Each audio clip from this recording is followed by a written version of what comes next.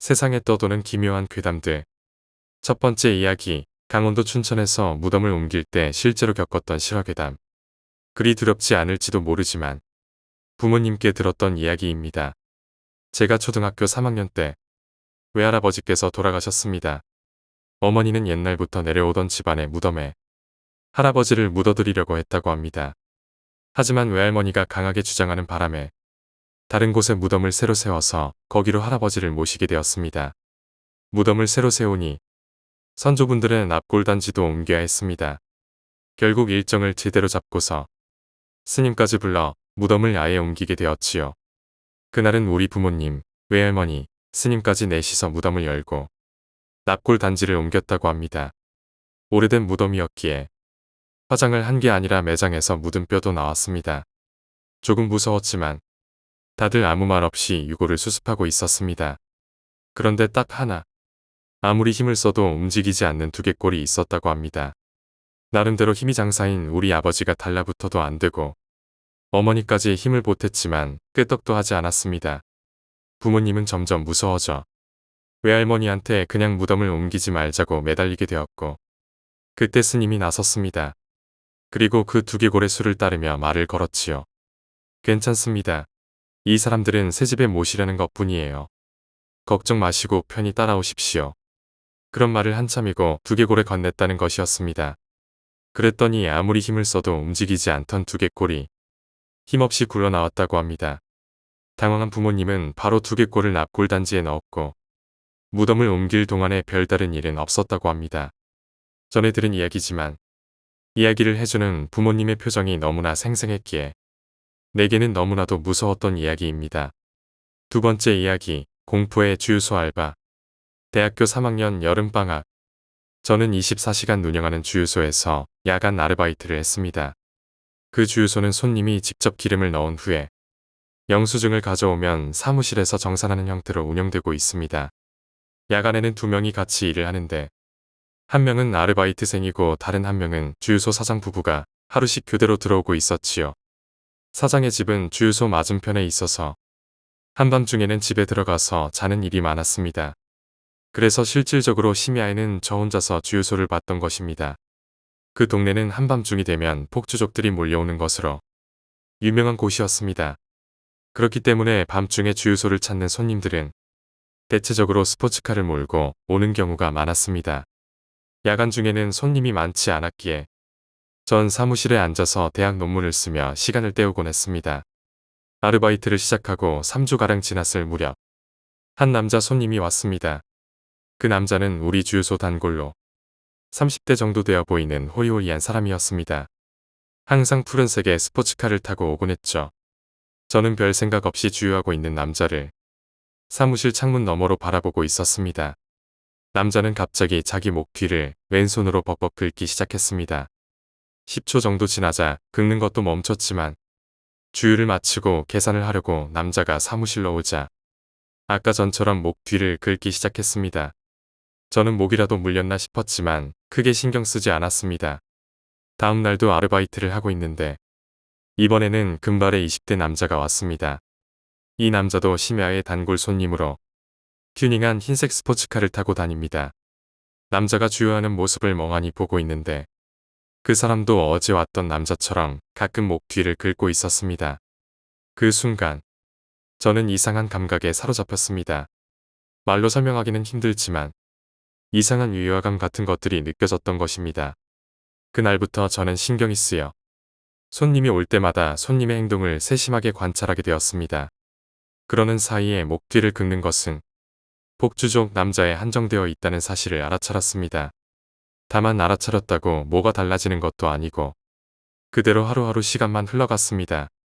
그리고 여름방학이 끝나기 일주일 정도를 남겨둔 어느 밤 저는 무서운 체험을 하게 되었습니다. 그날 밤 역시 단골이었던 30대 남성이 푸른색의 스포츠카를 타고 주유를 하러 왔습니다. 논문도 다 썼겠다. 딱히 할 것도 없어. 평상시엔 눈길도 안 주던 CCTV 화면을 멍하니 바라보고 있었습니다. 카메라는 주유기마다 하나씩 달려있고 손님이 주유기를 조작하면 얼굴 정면을 비스듬히 비추는 형태였습니다. 저는 남자가 찍히고 있는 CCTV 화면을 바라보고 있었습니다. 그런데 무언가 위화감이 느껴집니다. 모니터에는 남자의 정면이 보였습니다. 그리고 그 오른쪽 어깨 뒤에 축구공 정도 크기의 검고 둥근 덩어리 같은 게 찍히고 있었습니다. 자세히 보니 그것은 긴 머리를 하고 있는 여자의 얼굴이었습니다. 여자는 공허한 눈을 한 채로 입을 반쯤 벌리고 있습니다. 생기라고는 전혀 느껴지지 않는 얼굴입니다. 그런 모습으로 남자 어깨 뒤에 찰싹 붙어 있는 것입니다. 남자에게는 그것이 보이지 않는 것인지, 아직 눈치채지 못한 것인지, 아무렇지도 않은 듯 주유기를 다루고 있습니다. 한동안 바라보고 있는데 갑자기 여자는 남자의 목 뒤로 얼굴을 가져가더니 입을 모아서 입김을 내뿜었습니다. 그러자 그 남자는 자기 목 뒤를 오른손으로 긁기 시작했습니다. 그걸 본 여자는 입을 크게 벌리고 턱을 조금씩 진동시켜 낄낄거리며 기분 나쁘게 웃었습니다. 저는 이전에 느꼈던 위화감의 정체가 이것이라는 것을 알아차렸습니다. 그리고 그와 동시에 온몸을 감싸는 공포에 벌벌 떨었습니다. 한동안 저는 못에 박힌 듯이 모니터만 바라봤습니다. 사무실 입구에 자동문이 열리고 벨이 울리고서야 겨우 정신을 차리게 됩니다. 고개를 돌리자 아까 그 남자가 계산을 하려고 이리로 오고 있습니다. 저는 남자의 어깨를 유심히 봤지만 아까 모니터에서 봤던 여자 얼굴은 보이지 않았지요. 잘못 봤나 싶어 고개를 갸웃거리며 계산을 했습니다. 하지만 제가 거스름돈을 꺼내려는 순간 남자는 다시 자기 목 뒤를 긁기 시작합니다. 저기 있구나. 눈에는 안 보이지만 전 남자 어깨에 여자 얼굴이 붙어 있는 거야. 지금도 낄낄대며 웃고 있는 거야. 라고 생각하며 저는 마음속으로 절규했습니다. 온몸이 부들부들 떨리고 식은땀이 흘렀습니다. 남자는 그런 나를 이상한 눈으로 보고 있었지만 계산을 마치고 차에 올라타고는 주유소를 떠났습니다. 남자가 주유소를 떠난 후에도 저는 여자의 기분 나쁜 미소가 계속 생각나서 마음을 진정시킬 수가 없었지요. 그저 사무실 의자에 앉아서 벌벌 떨며 아침이 오기만을 기다릴 뿐이었습니다. 차마 CCTV 모니터를 볼 용기도 나지 않았지만 다행히 아침까지 다른 손님은 오지 않았기에 아무 일 없이 날이 밝았습니다. 그 후로 저는 남아있는 일정 내내 병을 핑계로 일을 쉬었고 여름방학이 끝나자마자 그 주유소 아르바이트를 그만두었습니다. 세 번째 이야기, 관상. 오늘은 어머니가 겪었던 이야기를 해보겠습니다. 그럼 이야기 시작하겠습니다. 이 이야기는 어머니에게 들었습니다. 어머니가 아버지에게 시집을 오기 한참 전에 아직 두 분 다 젊을 무렵의 이야기입니다. 아버지의 친가는 지방의 어느 해변에 있었고 주변에는 바다를 매립해서 농업용지로 쓰고 있는 지대가 쫙 펼쳐져 있습니다. 바다를 매립하기 전까지는 완전 섬이었고 있는 땅이래 봐야 산이 고작이었다고 합니다. 그리고 그 산기슭에 얼마 되지 않은 평지에는 집들이 잔뜩 몰려 지어져 있는 것이었습니다. 이전에는 어업을 하며 먹고 사는 집들이 대부분이었지만 그 무렵에는 어부를 그만두고 회사를 다니며 일을 하는 집이 더 많았다고 합니다. 아버지도 그런 사람들 중 하나였습니다. 그러던 어느 날 아버지가 어머니를 데리고 사촌 FC의 집에 놀러 갔습니다. FC 역시 그냥 회사원이었지만 쓸데없이 출장을 다니는 일이 잦아서 아버지도 가끔 만날 뿐이었습니다. 어머니는 FC와 만난 적이 없었습니다. 목적지에 도착하니 FC의 어머니가 마중 나왔다고 합니다. 환영을 받으며 현관을 지나서 집에 들어오자 안에서 FC가 나왔습니다. 그리고 그 얼굴을 보고 어머니는 우뚝 멈춰섰다고 합니다. 몸은 그냥 평범한 남자 몸인데 얼굴은 인간이 아니라 말처럼 생겼던 것입니다. 그렇다고 완전히 말머리를 하고 있는 것도 아니고 말의 느낌이 강했습니다. 뭐가 어찌되었든 멀쩡한 사람 얼굴로는 보이지 않았습니다. 놀랐지만 그렇다고 소리를 지르자니 예의가 아닌 것 같아서 어머니는 그저 주변 분위기를 따랐다고 합니다. FC는 꽤 상냥한 분이었던 데다 말도 잘하는 재밌는 사람이었습니다. 그렇게 이야기를 나누다 FC가 다음 주부터 또 출장이라고 말을 꺼냈다고 합니다. 그런데 그 순간 어째서인지 어머니는 그럼 두 번 다시 여기는 못 돌아오겠네요. 라고 말해버렸습니다. 정말 자기 의지가 아니라 자신도 모르게 입에서 말이 튀어나왔다고 했습니다. 당황한 어머니를 보며 F씨는 쓴웃음을 지었다고 합니다. 아뇨, 일주일 후에는 돌아올 거예요. 하지만 F씨는 돌아오지 못했습니다. 출장지에서 교통사고를 당해 즉사를 하게 됩니다. 아버지와 함께 장례식에 갔을 때 F씨의 영정을 보고 어머니는 또 놀랐다고 합니다. 거기 찍혀있는 F씨의 얼굴은 온화해 보이는 보통 남자의 얼굴이었습니다. 처음 봤을 때 말 같은 얼굴이 아니었다고 합니다. 그때 봤던 그 F씨의 얼굴은 도대체 무엇이었을까요? 어머니는 장례식에 참석한 내내 무서워서 벌벌 떨고 있었다고 합니다. 그 후 부모님은 결혼해서 고향에서 멀리 떨어진 곳에 집을 짓고 지금까지 살고 계십니다. 아버지 고향은 태풍이 올 무렵이면 자주 산이 무너져서 그때마다 많은 사람이 죽었습니다. 또 해변이었기에 옛날에는 익사하는 사람도 많았다고 하네요. F씨는 출장지에서 교통사고로 죽은 것이니 큰 관계는 없을지 모르겠습니다만 죽기 직전에 인간 말고 다른 얼굴로 보이는 일이 정말 있는 걸까요? 네 번째 이야기, 집착. 비정상적으로 질투를 하는 여자친구에게 이별을 고했습니다. 상냥하지만 묘하게 부정적인 데다가 외로움쟁이였습니다. 내 휴대폰이 울릴 때마다 누구에게서 온 것인지 무슨 용건인지 집요하게 캐묻곤 했지요.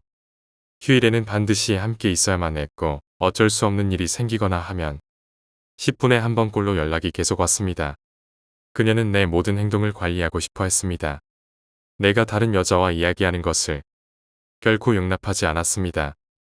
레스토랑 같은 데를 가도 종업원이 여자면 꼭 여자친구가 주문을 했고 이웃 사람한테 인사하는 것조차 싫어했습니다. 친하게 지내던 누나가 있었는데 그 누나도 여자친구에게 시달리다가 연락을 끊게 됩니다. 이대로는 안 되겠다 싶어서 여자친구네 가족한테도 상담을 해봤습니다. 하지만 돌아온 이야기라고는 전에 사귀던 남자한테 차이고 정신적으로 많이 불안해졌다고 합니다. 나랑 사귀고 안정을 되찾게 되었고 불쌍하니 지켜봐 달라는 것이었지요. 말의 핵심을 숨기고 있는 듯 싶었습니다.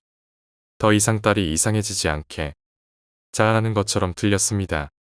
경찰로 일하는 친구에게도 상담을 해봤지만 실질적으로 사건이 터지지 않는 이상 어찌할 수 있는 문제가 아니라는 답만 돌아왔습니다. 그러나 더 이상 돌봐주고 싶은 마음은 없었습니다. 더 이상 같이 있다간 내가 미칠 것만 같았기 때문입니다. 여자친구네 집에 가서 가능한 좋게 이별 이야기를 꺼냈습니다. 그러자 여자친구는 사람 같지 않은 형상으로 내게 달려들었습니다. 필사적으로 억누르며 설득을 시도했지만 여자친구는 집요하게 내 누나를 뽑아내려 들었습니다. 겁에 질린 나머지 나는 여자친구를 냅다 밀치고 말았습니다. 멀리 나가 떨어진 여자친구는 일어나더니 부엌으로 뛰어들어갔습니다. 지금까지 느껴본 적 없는 오한이 온몸을 휘감아 왔습니다. 나는 맨발로 여자친구 집에서 뛰쳐나오게 됩니다. 엘리베이터를 안절부절 기다리고 있는데 여자친구가 문을 부수듯 박차고 나왔습니다. 손에는 식칼을 든 채로 말입니다. 그걸 보자마자 엘리베이터는 포기하고 계단을 향해 뛰었습니다. 계단을 굴러가듯이 달려서 내려왔지만 바로 뒤에서 쫓아오는 여자친구 발소리가 들려왔습니다. 1층 현관에서 주차장까지 가는 사이 여자친구는 더욱 빨리 쫓아옵니다. 필사적으로 달렸지만 귀에는 여자친구의 거친 숨소리가 들려왔습니다. 이대로는 안 되겠다 싶어서 바로 뒤에 여자친구가 왔다 싶은 순간에 그대로 주저앉아 발을 걸었습니다. 여자친구는 내게 걸려 넘어져서 그대로 얼굴부터 아스팔트 위에 떨어지게 됩니다. 떨어뜨린 식칼을 발로 멀리 차고 여자친구가 일어나기 전에 서둘러 내 차로 향했습니다. 주머니를 뒤져 열쇠를 꺼내 들고 문을 열고 안에 몸을 던진 후에 곧바로 시동을 걸었습니다. 후진을 해서 방향을 돌리고 주차장 밖으로 나가려고 엑셀을 밟으려는 찰나 운전석 문이 덜컥 열립니다. 숨을 들이마시는 바람에 히익하고 꼴사나운 비명을 외치고 말았습니다. 쓰레기 소각로가 활활 타오를 때 안을 들여다 본 적이 있습니다. 여자친구는 그때 느꼈던 맹렬한 열기와 닮은 느낌이었지요. 거의 반사적으로 엑셀에 발을 올리고는 힘껏 밟았습니다. 여자친구는 문을 잡고 따라오며 내 이름을 절규하듯 외칩니다. 하지만 속도가 빨라지면서 결국 손을 놓치고 말았습니다. 그리고 손톱이 벗겨졌는지 운전석 문에는 피로 선이 그려졌습니다. 나는 밤거리를 미친 듯 달리면서 흐느껴 울었습니다. 그날로 짐을 정리해서 바로 친가로 도망쳤습니다. 그 후 2번 다시 그녀는 보지 못했습니다. 그녀한테도 그녀의 친가에서도 전혀 연락이 없었기에 혹시 자살한 것은 아닌가 두려워했지만 다른 친구 말로는 별 문제 없이 잘 살고 있다고 합니다. 시간이 어느 정도 흘러서 마음을 놓은 나는 원래 살던 아파트로 돌아왔습니다. 저녁 식사라도 만들 요량으로 냉장고를 열자 작은 상자가 들어 있었습니다. 기분 나쁜 예감이 들었지만 열어봤습니다. 안에는 그날 여자친구네 집에 신고 갔던 구두가 갈기갈기 찢겨 있었습니다. 그리고 편지 봉투가 한 장 있었고 그걸 보자마자 그날 느꼈던 공포가 되살아났습니다. 심장은 갑자기 날뛰고 입 안은 바짝 말라 기분 나쁜 맛이 느껴졌습니다. 가빠져가는 호흡을 간신히 달래며 조심조심 봉투를 열어보았습니다. 안에는 편지가 아니라 딱딱한 꽃잎 같은 게 들어 있습니다. 손바닥에 올려진 그것이 벗겨진 손톱 별개라는 것을 알아차리자마자 나는 비명을 지르며 내던졌습니다. 목 안에서 이상한 신음을 내며 친구에게 전화를 하기 위해 충전기에 꽂아둔 핸드폰에 손을 뻗었습니다. 동시에 전화가 왔습니다. 여자친구에게서 아까 전에 손톱처럼 기겁을 하며 핸드폰을 내던졌습니다. 넋을 잃고 주저앉아 있는 내 뒤에서 현관문이 열리는 소리가 들려왔습니다. 5번째 이야기, 차에서 잠을 자는 취미. 저는 차 안에서 자는 것을 좋아해서 휴일 전날에는 적당히 차를 끌고 나가서 돌아다니다가 차 안에서 잠을 자곤 합니다. 다른 사람이 보면 이해하기 힘든 괴상한 짓이겠지요. 지나가던 경찰이 말을 걸거나 노숙자들이 들여다보며 차를 두드릴 때도 입기의 장소 선택이 무엇보다 중요합니다. 지난 여름, 그날에는 어디서 잠을 청할까 고민하며 이리저리 차를 몰고 있었습니다. 그러던 와중에 산속에 폐허가 된 전망대가 있다는 게 떠올랐습니다. 그곳의 주차장에서는 트럭을 운전하는 아저씨들이 한숨을 쉬고는 하는 곳입니다. 저는 거기로 차를 몰아서 갔고 주차장에는 역시나 트럭이 2대가 서 있습니다. 가장자리에 서 있는 트럭과 약간 거리를 두고 주차장 한가운데 가로등 밑에 차를 세웠지요. 뒷좌석을 눕히고 그 위에 누워서 담요를 덮었습니다. 휴대폰을 만지작거리다 보니 잠이 쏟아졌습니다. 잠시 후 갑자기 눈을 뜨게 됩니다. 목이 말라 앞자리에 두었던 가방에서 음료수를 꺼내려고 일어나는 것과 동시에 갑자기 뒤에서 탁 하고 작은 돌 같은 게 날아와 부딪히는 소리가 났습니다. 반사적으로 뒤를 돌아봤지만 딱히 아무것도 없습니다. 벌레라도 부딪혔나 싶어서 주스를 한 모금 마시고 잠을 청했습니다. 다음날 새벽 4시 반쯤 오줌이 마려워 차에서 나왔습니다. 낡아빠진 전망대라 밖에 화장실 하나 없었기에 어쩔 수 없이 건물 뒤쪽으로 돌아가 노상 방뇨를 했습니다. 그러고 있자니 트럭 문이 꽝 하고 닫히는 소리가 들려왔습니다. 마침 일도 다 치렀겠다 싶어 저 양반도 잠이 깼나 싶어 차로 돌아가는데 트럭에서 나온 동년배로 보이는 안경 쓴 아저씨가 말을 걸어왔습니다. 어제 잠 못 잔 거 아니요? 무서웠지? 무슨 소린가 싶어서. 뭐가요? 라고 물어봤습니다. 몰랐어요. 라고 말하며 놀란 기색이었습니다. 그 아저씨 이야기는 이랬습니다. 트럭에서 영화를 보고 있는데 제가 차를 몰고 와서 주차장의 한가운데 멈추더라고요. 트럭 말고 그냥 승용차가 오는 경우는 드물어서 별일이다 싶으면서도 계속 영화를 봤더랍니다. 영화를 다 보고서 잠이나 자려고 뒷좌석으로 가는 도중 문득 내 차를 봤는데 차의 본넷 앞에 웬 여자가 서 있었다고 합니다. 여자친구인가 하고 생각하며 자세히 보니 본네트에 양손을 대고서 마치 차를 막아서는 것 같은 모습으로 서 있더랍니다. 뭔가 기분 나쁜 예감이 들었다고 하더군요. 형씨는 이상한 걸 봤다고 생각하고 그냥 그대로 뒷좌석으로 들어가 자려 했다고 합니다. 하지만 묘하게 신경 쓰여서 다시 내 차를 봤더니 이번에는 운전석의 창문 옆으로 여자가 옮겨가 있었다고 합니다. 마찬가지로 막아서듯이 창문에 양손을 딱 붙인 채로 기분 나쁘다고 생각하며 잠깐 눈을 돌렸다 다시 보니 이번에는 여자가 조수석 쪽에 있더랍니다. 평범한 사람이 아닌 것 같다는 생각에 소름이 끼쳐서 눈만 빼꼼 내밀고 살폈다고 합니다. 그러자 여자가 갑자기 아저씨 쪽으로 시선을 돌리더니 몸을 굽혀 숨었다고 합니다. 한동안 숨어 있다가 이제 괜찮을까 싶어 고개를 들어보니 여자는 사라져 있었다고 합니다. 그리고 허둥지둥 뒷좌석에 올라타서 잠을 청했다는 것입니다. 정말 못 봤어요. 진짜 장난 아니던데. 라고 아저씨가 말했고 저는 그러고 보면 이상한 소리가 들렸던 것도 같기는 한데 라고 답했습니다. 그러자 아저씨가 말했습니다. 그치? 차 한번 살펴보는 게 좋을 것 같은데 어딘가에 손자국이 남아있을지도 모르고 그래서 나는 아저씨랑 같이 차를 살펴보게 되었습니다. 손자국은 전혀 없었지만 본네트 앞쪽이 살짝 패여 있었습니다. 이게 뭔가 하고 멍하니 보고 있는데 차 뒤쪽을 살피던 아저씨가 뒤쪽에도 기스가 났는데 라고 소리를 쳤습니다. 뒤로 가보니 작은 돌에 부딪힌 것처럼 흠집이 나 있었습니다.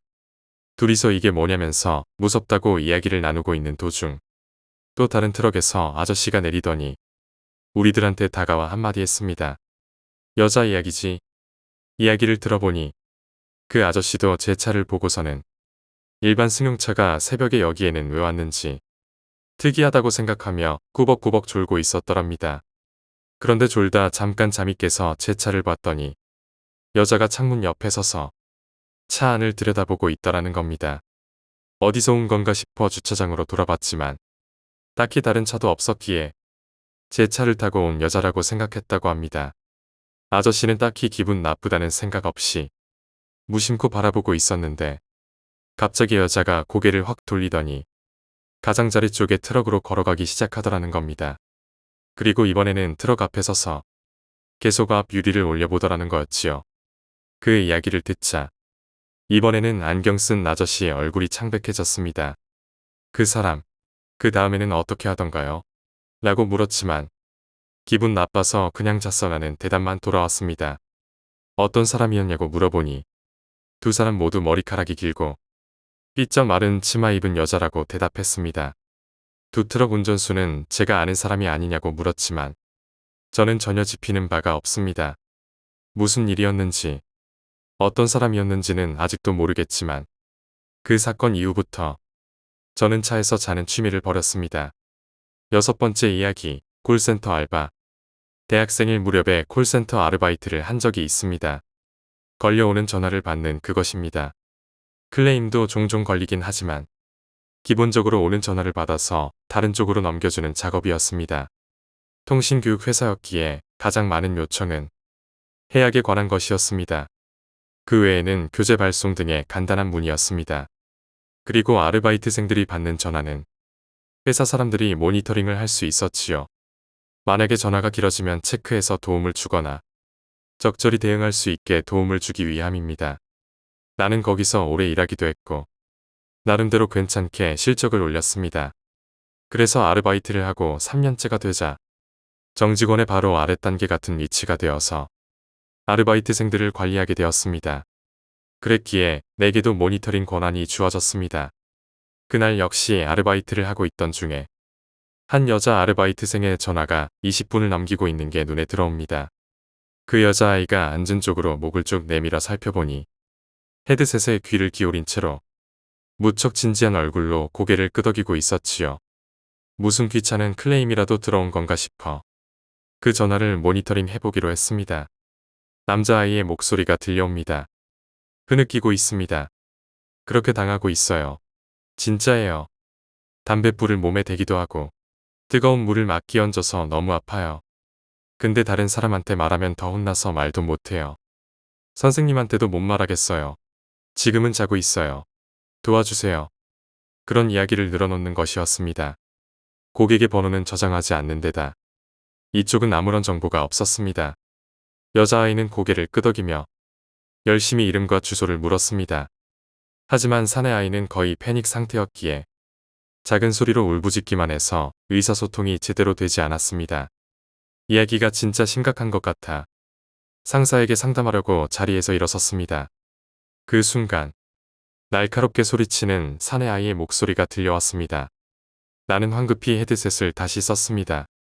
비명소리와 무언가를 마구 부수는 것 같은 소리가 몇 번 들린 후 콧김을 씩씩 내쉬는 여자가 전화를 받았습니다. 내가 무슨 짓을 하던 내 맘이야. 이건 내 물건이니까. 알았어? 전화는 못 들은 걸로 해둬요. 이 아이는 내가 죽여놓을 테니까요. 그리고 전화는 끊어졌습니다. 등골에 소름이 끼쳤지요. 다음 날에 그 전화를 받았던 여자 아르바이트생은 일을 그만두게 됩니다. 이것보다 무서운 일은 없었지만 그 후에도 제정신이 아닌 사람들에게서 전화를 받는 일은 잦았습니다. 7번째 이야기, 현관문 괴담. 대학원에 다닐 때의 이야기입니다. 석사 학위 논문도 냈겠다. 한참 한가을 무렵이었습니다. 마침 그 무렵부터 괴담에 꽂히게 되어서 커뮤니티 사이트를 전전하며 온갖 이야기를 읽어대곤 했습니다. 눈에 보이지는 않더라도 귀신은 존재하는 걸까라고 고민하면서 낮과 밤이 완전히 뒤바뀐 생활을 하고 있었지요. 어느 날 새벽 2시에 배가 고파서 잠깐 잠에서 깨어나게 되었는데 컵라면이나 먹으려고 부엌으로 향했습니다. 부엌에서는 현관문이 보입니다. 그런데 문 아래쪽에 신문을 넣으라고 만들어 놓은 구멍에서 희고 작은 손이 나와 있는 것입니다. 구멍의 폭은 엄청 작았기에 보통 사람 손은 넣을 수도 없는 크기였습니다. 그 손은 아래에서 위로 휘저으며 무언가를 찾고 있는 듯 했습니다. 괴담 게시판에서나 봤던 손만 나오는 귀신 이야기가 떠올랐기에 살짝 겁을 먹은 상태였지요. 하지만 두려워하면 두려워할수록 귀신이 힘을 얻는다는 이야기도 있었습니다. 그래서 2번 다시 나타나지 못하게 겁을 주기로 합니다. 먼저 현관 옆에 놓여져 있던 목장갑을 꼈습니다. 목장갑을 끼고 있는 채라면 귀신을 만져도 괜찮다고 생각하면서 의미도 없는 자기 최면을 걸어가며 튀어나온 손을 붙잡았습니다. 그리고 온 힘을 다해서 그 손을 잡아당깁니다. 그러자 날카로운 비명 소리가 울려 퍼졌습니다. 당황한 나는 문을 열고 밖으로 나왔지요. 문 앞에는 손이 끼인 채로 울부짖고 있는 아이가 있었고 그리고 누군가가 복도를 달려가는 소리가 들려왔습니다. 나는 대학 무렵부터 복싱을 했었기에 완력에는 자신이 있었습니다. 그 탓에 아이의 팔은 구멍에 꽉 끼어서 빼려야 뺄 수가 없는 상태였습니다. 뭐가 뭔지도 모를 지경이었지만 119에 전화를 했습니다. 아이 팔이 껴서 빠지지가 않아요. 라고 설명을 하니 곧바로 구급차를 보내줬습니다. 하지만 구급대원이 와서 팔을 잡아당겨도 빠지질 않아서 어쩔 수 없이 장비를 사용해서 구멍을 뜯어 넓혀서 겨우 빼낼 수 있었지요. 아이는 쇄골과 손가락뼈가 부러지고 손목, 팔꿈치, 어깨뼈가 빠진 데다가 인대까지 찢어진 상태였습니다. 나는 경찰서에서 사정 청취를 받으며 경찰관은 아이한테 무슨 짓을 했던 거냐면서 소리를 질렀습니다. 혹시라도 감옥에 가게 되는 걸까? 아이의 상태는 괜찮은 걸까? 이런저런 생각을 하면서 이틀 동안 구치소에서 벌벌 떨게 됩니다. 그 후 경찰에게 사건의 진상을 들었습니다. 그 아이가 구멍으로 손을 넣어 문을 열면 부모가 빈집털이를 하는 상습 절도범이었다고 합니다. 그때 내가 들었던 복도를 달리던 발소리는 아이의 부모가 냈던 것입니다. 나는 불기소 처분으로 끝났습니다. 그 아이 부모와도 이야기를 했었는데 생활비도 없고 살던 집에서 쫓겨나서 차에서 생활하고 있었다고 합니다. 아이 식비를 벌기 위해 어쩔 수 없었다던가 정작 빈집털이를 해도 돈은 10,000원짜리 한 장 없을 때가 대부분이라 공궁하기는 여전했다고 합니다. 그 후 그 가족이 어찌 되었는지는 모르겠습니다. 아이가 울부짖는데 그걸 버리고 도망치는 부모가 내게는 너무나도 두려워졌습니다. 8번째 이야기, 환생. 내가 초등학생일 때 부모님을 이혼했습니다. 그 후 어머니는 재혼했고 지금은 8살짜리 남동생과 6살짜리 여동생 그리고 3살짜리 쌍둥이 남동생들이 생겼지요. 어머니가 쌍둥이 동생들을 임신하고 있었던 어느 날 계단 층계에 중학생 정도 되어 보이는 사내아이가 벽에 얼굴을 돌린 채로 무릎을 껴안고 앉아있는 게 보였습니다. 하지만 원래 집에서는 사진을 찍으면 수많은 오브가 찍히고 한밤중에 발소리가 들리기도 했기에 딱히 무섭지는 않았습니다. 그 상태가 한동안 이어지던 어느 날 아버지가 꿈 이야기를 해주셨습니다. 아버지가 2층 침실에서 내려오는데 중학생만한 사내아이가 계단에 있더라는 것입니다. 아버지는 넌 누구야? 너희 집 아니니까 당장 나가. 라고 소리치며 아이를 때렸다고 합니다. 그리고 형과 납까지 질질 끌고 갔더니 사내아이는 울면서 사과했다고 합니다. 맨날 떠들썩해서 부러웠어. 같이 놀고 싶었어. 라고 사내아이가 말했고 갑자기 아버지는 미안하기도 하고 짠하기도 해서 이렇게 말했습니다. 그럼 다음에 우리 아이로 태어나거라. 부자는 아니어도 잘 지낼 수는 있을 거다. 사내 아이는 그 말을 듣고서 고개를 푹 숙이더니 현관에서 나가버립니다. 그리고 꿈에서 깼다고 아버지는 말했습니다. 어머니는 무서워하는 것 같았지만 나는 무심결에 맨날 계단에 있던 그 아이인가 보다. 라고 수긍해버립니다. 부모님은 깜짝 놀란 듯한 얼굴로 나를 바라보았습니다. 아버지는 내 말을 듣고 고개를 끄덕였지만 어머니는 더욱 겁에 질려버렸지요. 하지만 육아와 가사에 쫓기는 사이 어머니도 점차 그 일은 잊어갔고 곧 일상이 돌아왔습니다. 그리고 세월이 흘러 쌍둥이가 간신히 말을 하게 됐을 무렵 어머니는 문득 그때 그 일이 생각났는지 동생들에게 물었습니다. 너희들 태어나기 전에는 어디에 있었어? 둘 중에 큰애는 모른다고 대답을 했고 역시나 하고 쓴웃음을 짓고 있는데 작은애가 대답을 합니다. 계단. 어머니와 나는 놀라서 순간 얼굴을 마주 보았습니다. 정말 그 계단에 있던 아이가 태어난 것인지 그냥 동생이 아무 말이나 했던 것인지는 모르겠지만 이상한 체험이었습니다. 9번째 이야기. 해수욕장 근처 버려진 흉가. 사회에 나와서 알게 된 지인들 중에 내가 유일하게 고민도 털어놓고 내 개인적인 이야기까지 서슴없이 하는 사람이 오늘 이야기의 주인공 진혁이 형이야. 평소엔 저러고 어떻게 살까 싶을 정도로 사람 좋다가도 본인과 연관된 주변 사람한테 해를 입히면 물불을 안 가리고 덤벼드는 의리 있는 성격이지. 그 형이 대학교 시절 친구들하고 여름 휴가를 갔는데 장소가 바로 진혁이 형 외가댁이었어. 마침 외가댁에서 멀지 않은 곳에 해수욕장도 있었고 돈 없는 대학생들한테 여러모로 천국 같은 휴가지였지. 인원은 진혁이 형을 포함하여 남자만 4명이었는데 자기들끼리 해수욕장에서의 러브러브를 꿈꾸며 올라올 때 반드시 8명이 돼서 올라오자고 다짐을 하고 내려갔다고 해. 꿈은 클수록 좌절하는 맛이 있는 법이지. 그렇게 여행 준비를 마친 넷은 기차를 타고 목적지에 도착했대. 원래 계획은 새벽에 출발해서 늦어도 오전 중에는 도착하려고 했었는데 친구 중에 한 명이 그날 아르바이트 대타를 도저히 구할 수가 없었다는 거야. 하는 수 없이 그 친구 아르바이트가 끝날 때까지 PC방에서 대기하고 있다가 늦은 저녁이 되어서야 외가댁 기차역에 겨우 도착할 수 있었다고 해. 그리고 서울에서 무료 대학을 다니는 손주 친구가 온 거니까 외할머니가 마을 이장님을 구슬려서 그때 당시 새로 뽑으신 승용차까지 끌고 마중을 나오셨대.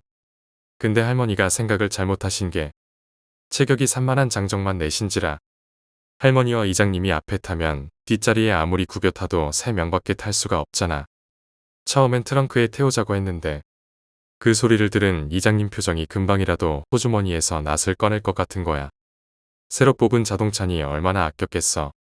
그러니까 할머니가 나중엔 손자인 진혁이 형 보고 무릎에 올라타라고 했는데 돌아가신 할아버지가 관뚜껑 박차고 일어나실 소리지.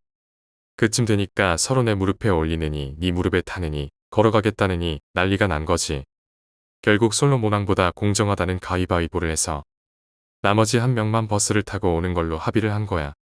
그렇게 고요한 긴장감이 흐르고 진혁이 형 친구 중에 하나가 걸리게 된 거지. 다들 안도의 한숨을 보이지 않게 내쉬었지. 그렇게 친구 하나를 버려두고 나머지 일행들은 유유히 할머니 댁으로 향했는데 도착하고 몇 시간가량 흐르고 막차가 끊길 시간까지 버려진 그 친구 한 명이 올 생각을 안 하더라는 거야.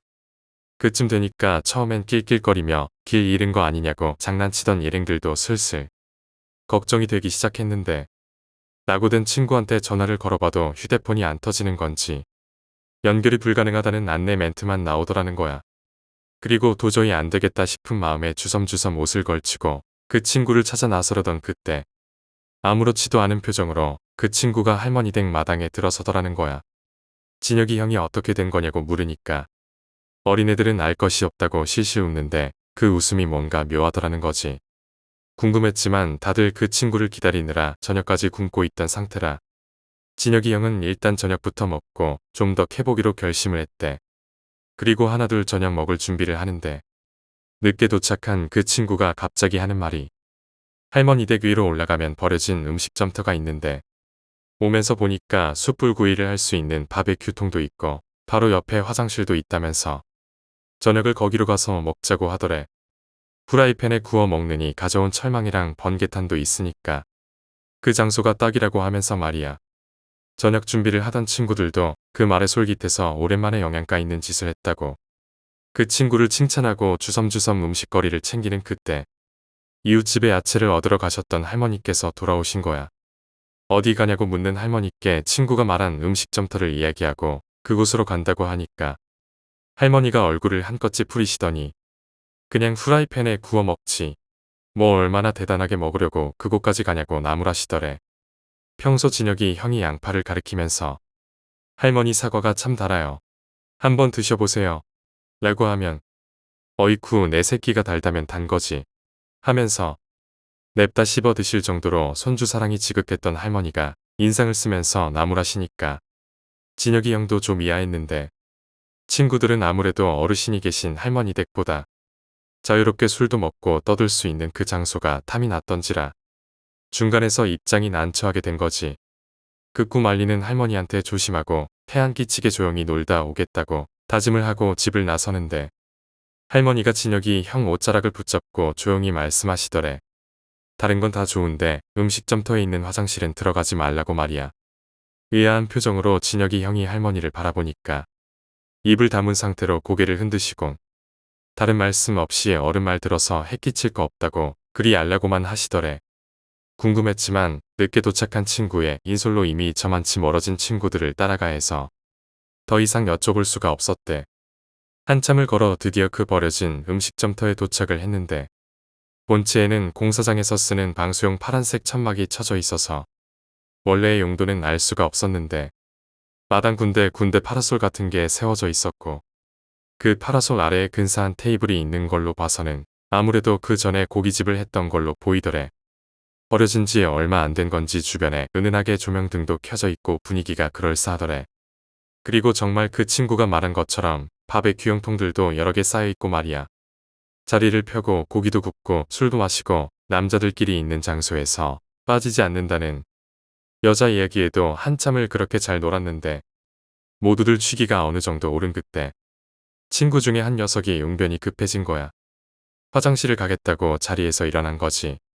진혁이 형은 아까 할머니가 말씀하신 게 떠올라서 화장실에 들어가지 말고 구석진데 아무데서나 해결하라고 했는데 친구 녀석이 뭐가 무섭냐며 콧방귀를 뀌더니 진혁이 형을 조롱하듯이 놀리고는 불도 안 켜진 화장실로 성큼성큼 들어가더라는 거지. 뭐 큰일이야 생기겠냐는 생각에 진혁이 형도 말리는 걸 그만두고 친구들과 다시 이야기 삼매경에 빠졌는데 화장실에 간 친구가 나올 생각을 안 하는 거야. 진혁이 형도 이야기를 하면서 흘끔거리며 화장실에 신경을 쓰고 있었는데 성격 급한 친구 한 명이 왜 이렇게 안 나오냐며 변기에 빠져 죽은 것 같다고 농담을 하면서 화장실 쪽으로 발걸음을 옮기더래. 그리고 그 친구마저 어두컴컴한 화장실로 마치 빨려들듯이 사라졌는데 그 찰나의 순간 화장실에서 외마디 비명 소리가 들리더래. 그 소리에 남아있던 진혁이 형과 그곳으로 안내했던 친구가 벌떡 일어나서 화장실로 향했는데 사물의 윤곽만 보일 정도로 어두운 데다가 나프탈렌 냄새와 지린내가 코를 찌르더라는 거야. 울렁거리는 속을 달래면서 없어진 친구 2명의 이름을 번갈아 부르는데 어디선가 희미하게 살려달라는 친구 목소리가 들리더래. 소리가 들리는 쪽으로 한 걸음 한 걸음 다가갔는데 두 번째로 들어갔던 친구가 화장실 바닥에 아무렇게나 널브러져 있었다는 거야. 놀래서 친구를 부축하고 처음에 들어간 녀석은 어떻게 된 거냐고 물었는데 대답은 못하고 빨리 여기서 나가자고 소리를 지르더래. 어리둥절한 진혁이 형이 주변을 둘러봤는데 비명 소리에 놀래서 같이 들어온 친구가 화장실의 한 칸을 바라보면서 우뚝 서 있더라는 거야. 이리 와서 같이 부축 좀 하라고 소리를 질렀는데 그 소리가 들리지도 않는지 멍하게 그 칸만 바라보고 있더라는 거지. 진혁이 형은 그 상황에 너무 화가 나서 부축했던 친구를 내려놓고 같이 들어왔던 친구한테에게 달려가서 어깨를 치고 뭐 하는 짓이냐고 윽박을 질렀는데 그 친구가 미동도 안 하더래. 그래서 진혁이 형도 그 친구가 보고 있던 화장실 칸을 바라봤는데 그 칸에 처음으로 콧방귀를 뀌며 화장실에 들어왔던 친구가 변기에 고개를 푹 숙이고 앉아 있더라는 거야. 다들 제정신이 아니고 진혁이 형만 멀쩡하니까 일단 바닥에 널브러져 있던 친구를 어깨에 들쩍 메고 화장실 밖으로 나왔대. 그리고 다시 친구들이 있는 화장실로 들어가려고 하니까 밖으로 나온 친구가 들어가지 말라고 진혁이 형 옷자락을 붙잡더라는 거야. 정신을 차리고 같이 들어가도 모자랄 판에 울면서 그 소리를 하니까 진혁이 형이 화가 난 거지. 잡힌 옷자락을 거칠게 뿌리치고 다시 화장실로 들어가서 우두커니 서 있던 그 친구의 멱살을 잡다시피 해서 질질 끌고 변기에 고개를 숙이고 있던 친구 어깨를 잡았는데 그 친구 어깨가 사람의 어깨와는 너무 다르더라는 거야. 딱딱한 돌덩이를 만지는 것 같은 그런 느낌 말이야. 흠칫 놀란 진혁이 형이 손을 거두는데 그때까지 고개를 처박다시피 숙이고 있던 그 친구가 서서히 고개를 들더니 평상시에 촐랑대던 말투와는 전혀 다른 묵직한 목소리로 나가라고 하더래. 그 당시엔 정말 친구고 뭐고 간에 도망치고 싶은 생각이 간절했는데 진혁이 형이 의리 빼곤 시치인지라 무서움을 애써 참고 그 소리를 하는 친구 어깨를 세게 내리쳤대. 정신 차리고 빨리 나가자고. 그랬더니 이번엔 진혁이 형을 노려보면서 나가지 않으면 죽어라는 소리까지 하더라는 거지. 안 그래도 옆에 반쯤 정신이 빠진 친구 멱살을 잡고 있는 데다 나머지 친구 하나까지 무서운 목소리로 말도 안 되는 소리를 하니까 진혁이 형은 정말 울고만 싶었는데 갑자기 밖이 소란스러워지면서 웅성거리는 말소리가 들리더니 화장실 밖에서부터 후레쉬 불빛이 비추더라는 거야. 그리곤 할머니가 진혁이 형을 애타게 부르면서 화장실로 들어섰는데 진혁이 형은 그때처럼 할머니 얼굴이 반가웠던 적이 없었대. 할머니를 필두로 동네 사람으로 보이는 여러 명의 사람들이 화장실에 들어섰는데 막상 진혁이 형 쪽으로 다가오는 사람은 할머니 한 분뿐이었고 나머지 사람들은 후레쉬로 진혁이 형과 친구들을 비춰줄 뿐 더 이상 앞으로 나서려고 하진 않더래. 말로만 웃잔다냐 하면서 도와주진 않았는데 그나마 진혁이 형 혼자 몸으로 정신 나간 친구 둘을 챙기는 것보단 할머니라도 도와주는 게 수월하긴 했나 봤어. 멱살 잡고 있던 친구를 할머니한테 넘기고 나가라는 소리를 했던 친구 녀석을 일으켜 세우려고 하는데 그 친구가 후레쉬를 비추고 있던 동네 사람들을 쳐다보더니 입에서 짐승 같은 괴성을 내지르더라는 거야. 그리고 변기 바닥으로 픽 하고 쓰러졌는데 그 소리를 들은 동네 사람 몇이 혀를 쪽쪽하고 차더래. 할머니와 진혁이 형이 길을 쓰고 친구들을 화장실 밖으로 빼냈고 그제서야 동네 사람들이 모여들어서 친구들에게 물을 끼얹기도 하고 정신 차리라고 흔들기도 하고 그러더라는 거야. 진혁이 형은 땀으로 범벅이 돼서 땅바닥에 주저앉아 있었는데 제일 먼저 진혁이 형이 구출해서 데리고 나간 친구가 물을 주더래. 바로 그 친구가 차마 화장실에 들어오진 못하고 할머니 댁으로 냅다 달려서 동네 사람들을 데리고 온 거지. 할머니는 주름진 얼굴에 눈물이 가득해서는 그러게 왜 어른 말 안 들어서 이 사단을 내냐고 진혁이 형 등짝을 내리치셨다고 하는데 혼내는 게 아닌 진심으로 걱정돼서 내리치는 게 느껴져서 아프지는 않았대. 그렇게 10여 분이 흐르고 우두커니 서 있던 친구도 어느 정도 정신이 돌아오고 변기에 숙이고 있던 친구도 어버버거리면서 어느 정도 안정을 찾는 것처럼 보이더래. 진혁이 형은 도대체 무슨 일이라서 친구 3명이 모조리 정신이 나갔는지 너무 궁금했는데 할머니가 다그치려는 진혁이 형 입을 막더니 일단 너무 늦었으니 집으로 가자고 이야기를 하시더라는 거야. 동네 사람들도 돌려보내야 하고 말이야. 하는 수 없이 할머니 뒤를 따라가면서 제일 먼저 데리고 나와서 그나마 정신이 멀쩡한 친구한테에게 무슨 일인지 나직하게 물어봤는데 그 친구도 입을 굳게 다물기만 하더라는 거야. 그리고 지옥 같은 버려진 음식점터를 벗어나서 할머니 댁으로 들어서고 나서야 모두들 안도의 한숨을 내쉴 수 있었대. 그렇게 모두들 정신이 반쯤 나간 상태로 할머니 댁 마당에 들어섰고 누가 먼저랄 것도 없이 평상에 쓰러지듯 앉았는데 할머니가 부엌으로 가서 소금을 한 사발 퍼오시더니 뭐라고 알 수 없는 말을 내뱉으시면서 진혁이 형과 친구들 주변에 뿌리시더라는 거야. 한참을 반복하시더니 제일 먼저 화장실에 들어간 게 누구냐고 물어보시더라는 거지. 그 말에 변기에 앉아서 고개를 숙이던 그 친구가 눈치를 보면서 손을 들었는데 그 친구 보고 오늘은 혼자 자라고 하면서 할머니 댁 귀퉁이에 있는 사랑채를 가리키더래. 그 친구가 안 그래도 무서운 일 겪은 마당에 혼자 자라는 이야기까지 들으니까 억울한 마음에 뭐라고 토를 달려고 했는데 한참을 물끄러미 쳐다보시더니 멀쩡하게 살고 싶으면 그렇게 해야 된다고 근엄하게 이야기를 하시더래. 그 모습에서 무언가 거역할 수 없는 그런 기운이 느껴져서 그 친구도 더 이상 말을 꺼내지 않았다고 해. 그리고 할머니는 친구들에게 궁금한 것도 들을 이야기도 없다는 듯이 방으로 들어가셨고, 그때부터 진혁이 형은 도대체 무슨 일이 있었던 거냐고 닥달하기 시작한 거지. 친구들이 들려준 이야기는 이래. 제일 먼저 호기롭게 화장실에 들어섰던 친구가 어두컴컴한 화장실에서 더듬더듬 소변기를 찾았고, 한참 이를 보는데 화장실 칸 한쪽에서 부스럭거리는 소리가 들리더래. 처음엔 밖에서 친구들이 비닐봉지를 부스럭거리는 줄 알았는데, 듣다 보니까 정확하게 화장실 그 칸에서 그 소리가 들리더라는 거야. 분명 자기들 말고는 아무도 없다고 생각했는데 화장실에서 알 수 없는 소리가 들리니까 갑자기 무서운 마음이 확 들었는데, 희한하게 자기도 모르게 문제의 그 화장실 칸으로 발걸음이 옮겨지더라는 거야. 그리고 차마 가까이 다가서지는 못하고 까치발을 한 상태로 손만 뻗어서 화장실 문을 확 하고 열어젖혔는데 아무것도 없더래. 허탈해진 친구는 바람 소리를 잘못 들었나 생각하고 뒤를 돌아서 나가려고 했는데, 그때 바로 뒤에서 이상한 소리가 들리더라는 거야. 친구는 머리카락이 곤두선다는 느낌을 그때서야 알 수 있었대. 뒤를 돌아보면 안 된다는 걸 아는데 망할 호기심이 발동을 한 거지. 고개를 돌려서 뒤를 보는데, 친구가 고개를 돌린 바로 앞에 어떤 아저씨가 변기를 향한 채 주저앉아 있었지. 그 어두컴컴한 화장실에서도 유독 그 아저씨 주변만 허옇게 보이는 것이 딱 봐도 사람이 아니었대. 그리고 그 아저씨가 연신 이상한 소리를 내고 있었는데, 자세히 보니까 그 아저씨 밑으로 시뻘건 핏덩이가 웅덩이처럼 고여 있었더라는 거지.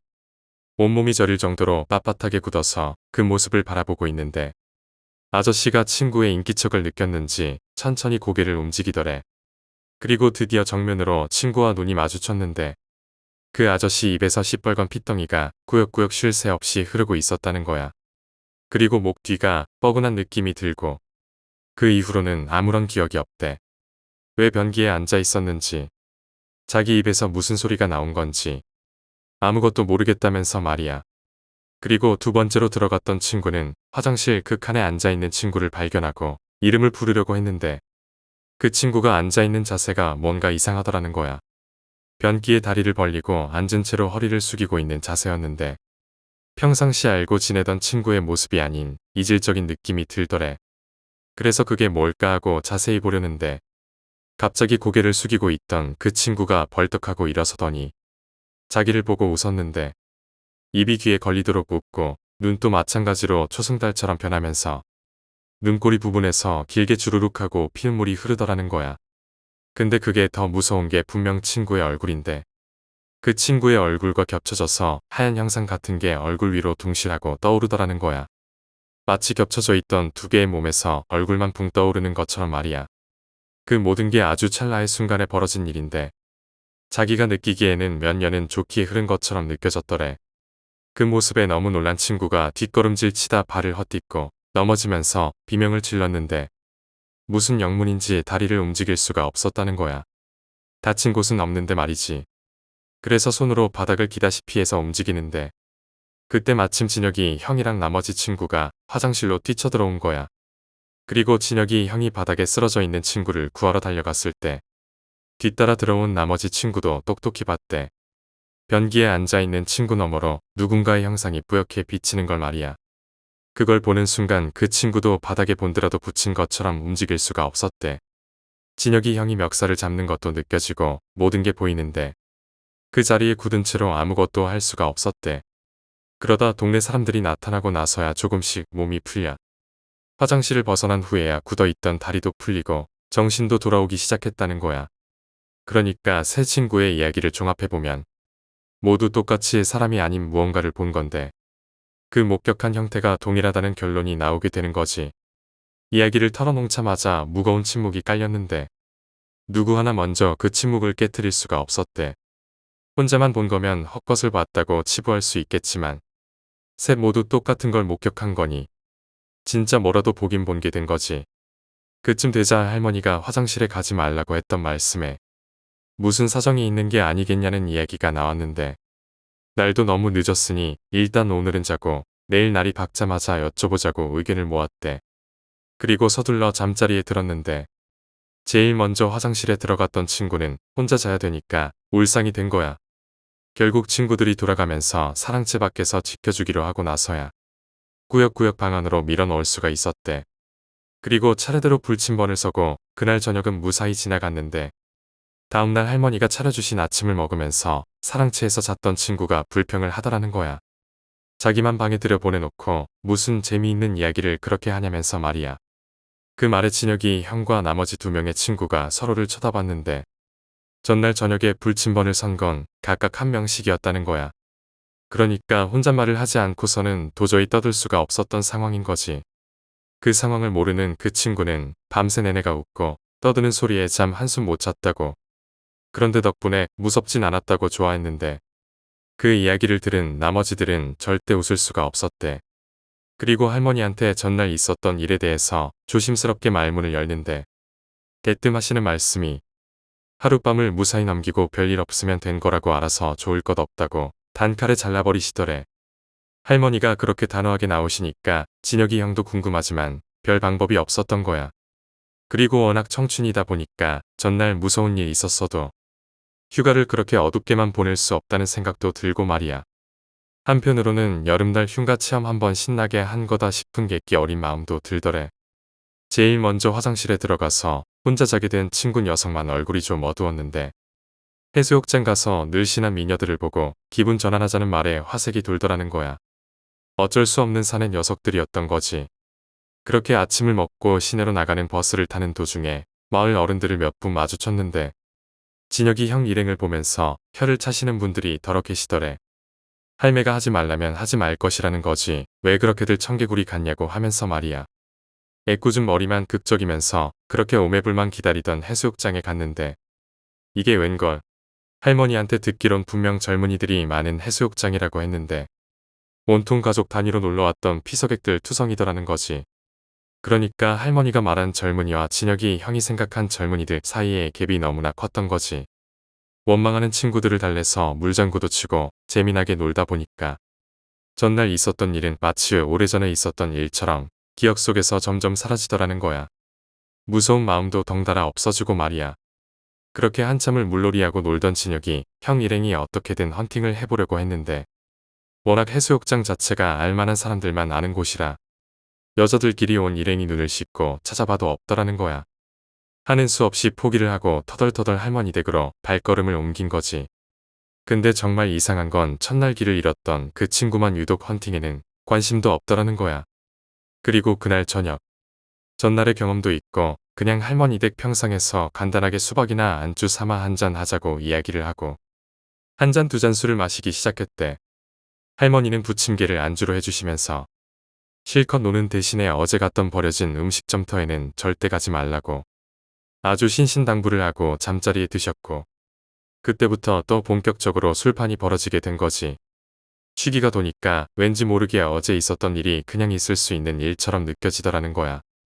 다들 큰소리 떵떵 치면서 아무렇지도 않다고 객기를 부리고 난리가 난 거지. 그렇게 다들 취할 정도로 술을 마시고 아무렇게나 평상에서 잠이 들었는데 시골은 날이 일찍 밝는다고 했잖아. 그렇게 날이 밝으려고 안개가 으스스하게 끼기 시작하는 그 무렵쯤 할머니 댁 마당에서 누군가가 고함을 치는 소리가 들리더래. 잠결에 고함 소리를 들은 진혁이 형이 부스스하게 눈을 떴는데 이장 아저씨가 진혁이 형 친구의 멱살을 잡고 흔들면서 소리를 지르고 있더라는 거야. 할배 좀 나와보라고 하면서 말이야. 깜짝 놀란 진혁이 형이 맨발로 평상 밖으로 뛰쳐나갔고 덩달아 깨어난 친구들도 무슨 일인가 싶어서 이장 아저씨를 말리는데 어디서 이런 천둥벌거숭이 같은 것들이 들어왔냐면서 흥분을 가라앉히지 못하시더래. 밖이 소란스러우니까 할머니도 마당으로 나오셨는데 이장 아저씨가 친구 멱살을 잡고 있으니까 일단 그것부터 좀 놓고 이야기하라고 사정을 했나 봤어. 그때까지도 멱살 잡힌 친구는 아무 말도 못하고 주눅만 들어서 이장 아저씨와 할머니 눈치만 살피고 있었대. 그리고 이장 아저씨가 할머니의 만류로 진정을 하고 입을 여셨는데 평상에서 진혁이 형 일행이 술에 취해 잠이 든 그때쯤 이장 아저씨는 다음 날 비가 온다는 소식을 듣고 수로를 재정비하려고 새벽같이 밭으로 향하셨나 봤어.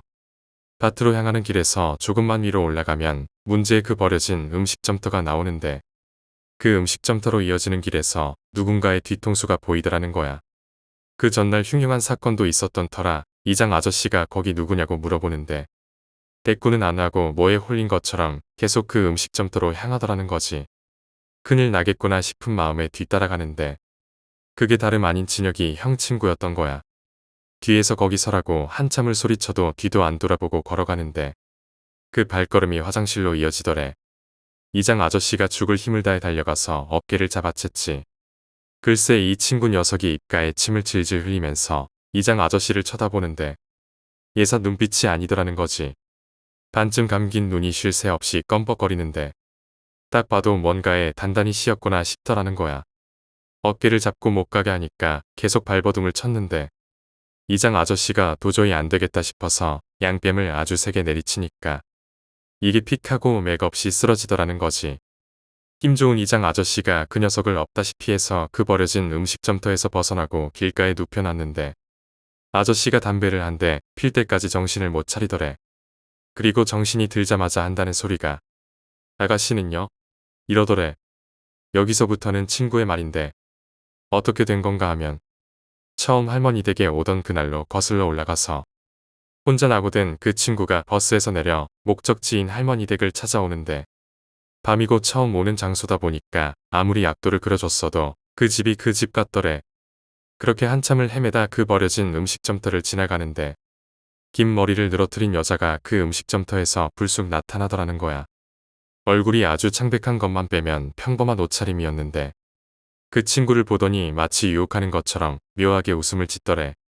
근데 또 이상한 게 아주 이쁜 얼굴이 아닌데도 불구하고 뭔가 욕구를 자극하는 그런 새끼가 흐르더라는 거야. 한참을 그렇게 마주보고 서 있는데 그 여자가 길을 잃은 거냐고 묻더래. 자기가 이 동네 살아서 지리를 잘 안다고 알려주겠다고 하면서 말이야. 그래서 진혁이 형 이름을 대면서 혹시 아냐고 물어보니까 손뼉을 치면서 안다고 데려다 주겠다고 하더라는 거야. 그리고 그 친구 옆에 와서 나란히 서는데 봉긋한 가슴하며 잘록한 허리하며 아주 죽겠더라는 거야. 게다가 이 여자가 그 친구 팔짱을 끼면서 심하게 들러붙었는데 그 스킨십이 너무 대범하고 자극적이면서도 그렇게 좋더라는 거야. 걷는 건지 나는 건지 모르겠어. 할머니 댁에 도착해서 아쉬워하는 친구에게 그 여자가 있다가 그 음식점터에서 보자는 말을 하더래. 그래서 고기를 구워 먹자는 걸 핑계로 친구들을 데리고 그 버려진 음식점터에 간 건데 화장실 소동이 있었던 거고 결국 그 여자를 만나지 못한 거지. 그리고 그 다음날 술을 한 잔 먹은 친구가 알 수 없는 욕구를 느끼고 다시 그 음식점터를 찾았는데 바로 그 여자가 입구에서 손짓을 하면서 친구를 부르고 있더래.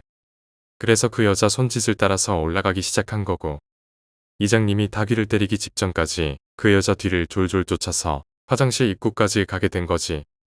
이야기를 다 들은 이장 아저씨와 할머니가 한숨을 푹 내쉬셨는데 이장 아저씨는 다른 말 없이 할머니한테 영수검에 불러올 테니까 야들 단단히 붙잡아 놓으라는 말만 하고 자리를 뜨셨고 할머니는 진혁이 형과 친구들을 평상에 앉히시고 이야기를 꺼내셨대.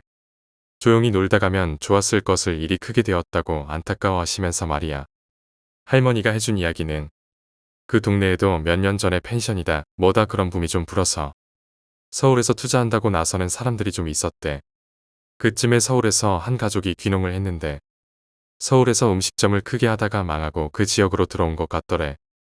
근데 그 집 아저씨가 사업에 미련을 못 버렸는지 펜션도 들어서고 그러면 근처에 음식점도 있어야 할 텐데라고 순박한 시골 사람들 며칠 꼬드겨서 투자를 하게 했나 봤어. 시골이 대출 받는 것도 쉽고 금리도 좀 낮은 편이라 잘 모르는 마을 어른 몇 분이 대출까지 해서 그 아저씨한테 돈을 빌려줬다는 거야. 근데 펜션을 지었어도 대부분 그쪽으로 여행 오는 사람들은 그 지역에 연고가 있는 사람이어서 따로 방이 필요 없었던 거야. 그러다 보니 음식점은 말할 것도 없었던 거지. 그렇게 돈만 빌려서 음식점을 차려놓고 수익도 못 내고 있었는데 이 아저씨가 아줌마만 남겨놓고 서울로 올라가서 사채빚까지 내고 도박에 빠진 거지. 돈을 빌려줬던 마을 어르신들은 이자도 못 받고 고생을 하다가 결국 자식들한테 그 이야기를 털어놨고 서울에서 한 걸음에 달려 내려온 자식들이 혼자 있는 아줌마를 찾아가서 음식점 의자를 집어던지고 난리가 난 거야.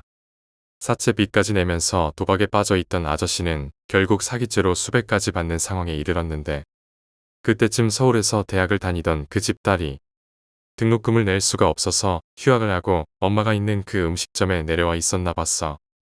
그리고 아무도 모르던 어느 날 밤, 그 아저씨가 몰래 시골로 숨어들었는데 마침 그날 음식점 아줌마가 딸만 놔두고 친정으로 돈을 빌리러 간 거야. 자살하려고 농약을 사가지고 들어선 아저씨가 컵에 농약을 따르고 마지막에 아줌마 얼굴을 한번 보려고 안방문을 열었는데 아줌마가 친정에 가고 없었던 거지. 보고 싶은 마누라 얼굴도 못 보고 갈 순 없다라고 생각한 아저씨가 다음을 기약하고 안방에서 그간의 피로 때문에 죽은 듯 잠이 들었는데 생각지도 못한 변수가 생긴 거야. 딸이 그 집에 내려왔다는 사실을 까맣게 모르고 있었던 거지. 아무것도 모르던 딸은 잠결에 냉장고를 열고 컵에 들어있는 게 뭔지도 모르고 들이켰고 거실에서 피를 토하며 쓰러지게 된 거야. 아저씨는 잠에 빠져서 아무것도 몰랐는데 아침 때쯤 나와 보니까 딸 내미가 거실에서 농약을 마시고 죽어 있었던 거지.